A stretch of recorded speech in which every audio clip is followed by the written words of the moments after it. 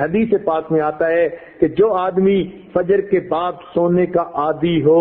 اللہ تعالیٰ اس کی یادداشت کو ختم کر دیتے ہیں۔ چنانچہ آپ تجربہ کریں کہ جن عورتوں کو فجر کے بعد سونے کی عادت ہو وہ بلکھڑ ہوتی ہیں، باتیں بھول جاتی ہیں، چیز رکھ کے بھول جاتی ہیں، کام کرنا تھا بھول جاتی ہیں، خاوند کو بات کہنی تھی بھول جاتی ہیں۔ یہ زیادہ بھولنے کی عادت عام طور پر فجر کے بعد سونے کی عادت کی وجہ سے ہے، کیونکہ حدیث پاک میں فرمایا گیا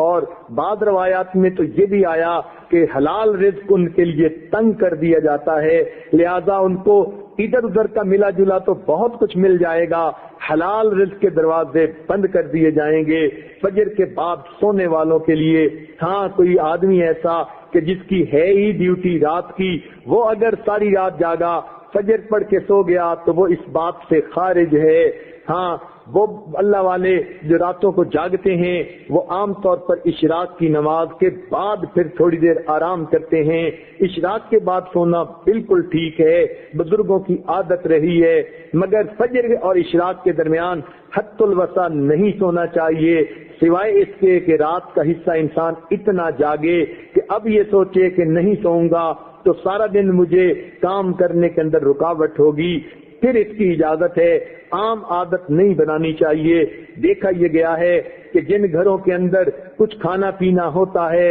اللہ تعالیٰ نے دیا ہوا تو وہاں پر صبح کے وقت اسی طرح سوئے پڑے ہوتے ہیں، بلکہ موہے پڑے ہوتے ہیں، پورا گھر قبرستان کی طرح لگ رہا ہوتا ہے کہ سورج نکل چکا اور گھر کے لوگ جاگ بھی نہیں رہے ہوتے۔ اس لیے کفر کی دنیا میں صبح کا ناشتہ سیریل کا انہوں نے بنا لیا، نہ کچھ پکانا پڑے اور نہ کچھ تردد کرنا پڑے، بیوی اپنے وقت پہ جاگے، خاوند اپنے وقت پہ جاگے، بچے اٹھ کے سکول جاتے ہیں تو وہاں مائیں ان کے لباس پہلے ہی تیار کر کے رکھ دیتی ہیں، ان کو کہتی ہیں بیٹے صبح اٹھنا الارم لگا کر سکول جانا ہے۔ بچے اس لیے کہ سکول اگر نہ جائیں وقت پہ تو ان کو استاد کی طرف سے جھڑکیاں پڑتی ہیں، سکول کے اندر سزا ملتی ہے، وہ اپنے وقت پہ اٹھتے ہیں اور چھوٹے چھوٹے بچے اپنے کپڑے خود بدلتے ہیں، سیریل کا ناشتہ، ٹھنڈا دودھ بھی مل گیا اور کہیں سے ان کو جو ہے وہ کوئی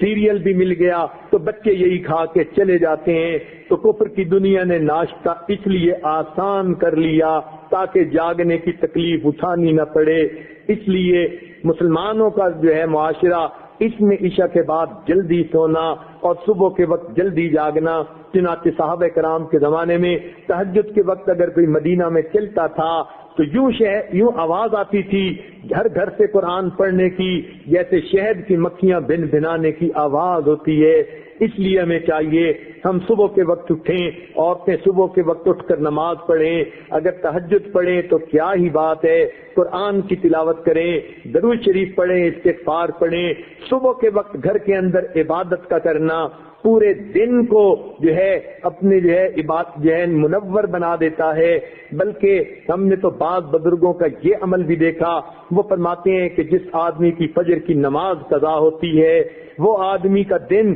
زندگی کا منحوس دن ہوا کرتا ہے۔ چنانچہ ایک آدمی نے قسم اٹھا لی کہ میں اپنی بیوی کو منحوس دن طلاق دوں گا۔ اب اسے سمجھ نہیں آتی تھی کہ میں قسم تو اٹھا بیٹھا، منحوس دن کون سا ہے؟ کسی فقیہ کے پاس گیا، انہوں نے فرمایا جس دن تمہاری فجر کی نماز قضا ہو جائے وہ تمہاری زندگی کا منحوس ترین دن ہے، تم اس دن یہ کام کر گزرتے ہو۔ بعض ایسے بزرگوں کو بھی دیکھا کہ جو وقت کے حاکم تھے مگر انہوں نے دستور بنایا ہوا تھا، وہ سوچتے تھے کہ جو آدمی فجر کی نماز وقت پہ پڑھ لیتا ہے حدیث پاک کے مطابق اللہ کی امان میں آ جاتا ہے، لہذا وہ حد جو ہے وہ جو سزائیں دینی ہوتی تھی تعزیرات کی وہ اس وقت تک نہیں دیتے تھے جب تک کہ یہ یقین نہ کر لیتے کہ آج اس نے فجر کی نماز نہیں پڑھی۔ اگر پڑھ لیتا تھا تو فجر دوست کو سزا دینا مؤخر کر دیتے تھے کہ اگر یہ اللہ کی امان میں آ گیا ہم کیوں اس کو سزا دیں؟ تو مسلمانوں کے نزدیک تو فجر کے وقت جاگنا اتنا اہم ہے،